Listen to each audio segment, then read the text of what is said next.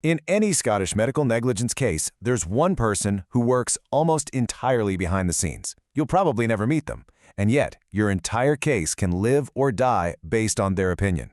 Today, we're pulling back the curtain on the absolutely crucial role of the expert witness.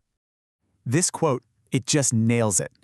You know how on TV the expert witness shows up for one dramatic scene in court? Well, in the real world, it's not like that at all. They aren't some supporting character. They are the case. A better way to think of them is as the architect of the whole claim. Their opinion is the blueprint, and everything else gets built on top of that foundation. So, why is this person so essential? It's actually pretty simple when you think about it. Judges are experts in the law, right? But they're not experts in neurosurgery or cardiology. They need a guide, someone to translate the incredibly complex world of medicine into a language that the court can actually understand. And that guide, that's the expert witness. Let's try an analogy. Imagine a car accident. The facts are usually pretty straightforward. You've got police reports, witness statements. A judge can look at that evidence and make a decision. But medical negligence, that's a whole different ballgame. The central question isn't just what happened.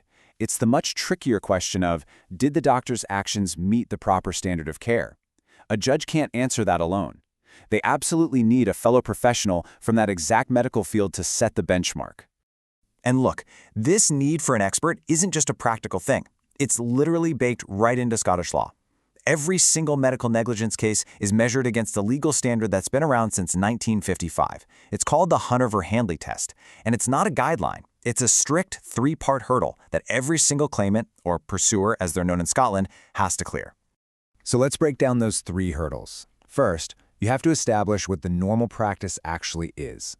What would a typical neurosurgeon have done in this exact situation? Second, you have to prove that the doctor in your case did something different, that they departed from that normal practice.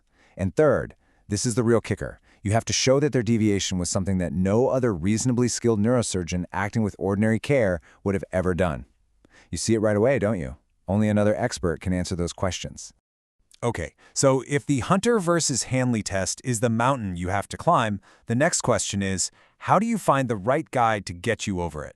Well, the whole process kicks off with a really meticulous search, and that's followed by a very specific mission briefing.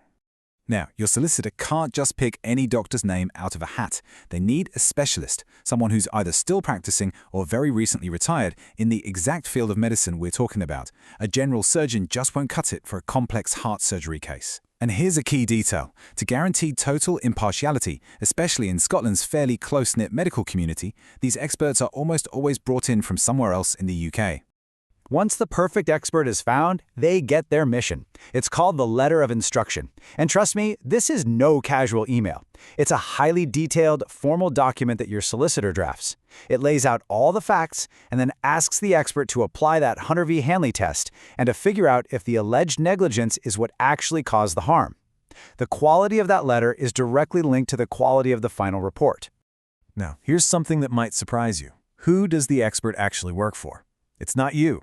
It's not even your solicitor who's paying them. Their number one overriding duty is to the court.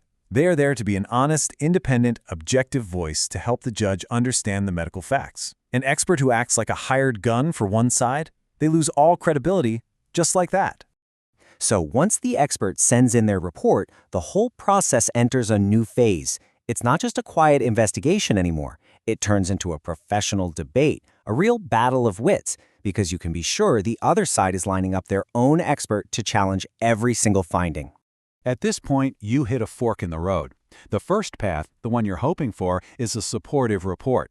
This is when the expert looks at all the evidence and concludes that yes, the standard of care was not met. This is the green light. It gives your solicitor the solid ground they need to push the case forward with confidence. But what about the other path? What if the report is negative? The expert might conclude that while the treatment wasn't perfect, it was still within the range of acceptable practice. Now, this feels like a disaster, but it's not. It's a crucial reality check. It forces an honest, hard look at the case's chances of success before you go any further down the road. Assuming your report is supportive and the case moves on, the other side, usually the NHS, hires their own expert. And their mission? It's the complete opposite of your experts. They are there to argue that the clinician's actions were perfectly normal and acceptable. This sets up the central conflict the court has to solve. Two highly qualified professionals looking at the same facts and reaching completely opposite conclusions. To make things more efficient, the two experts will actually meet. Their goal isn't to have an argument, but to find common ground. Afterwards, they produce a document called a joint minute.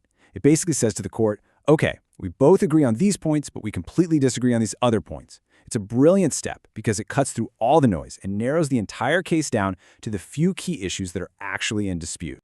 But what happens when that joint minute shows the experts are just worlds apart on the most critical issues? What happens when they just can't agree? Well, that's when the case moves to its final high-stakes test, the courtroom itself. When that document shows there's a fundamental disagreement on the key points, the case will almost certainly head to a proof, which is basically what you'd think of as a trial. And this is where the expert really earns their money.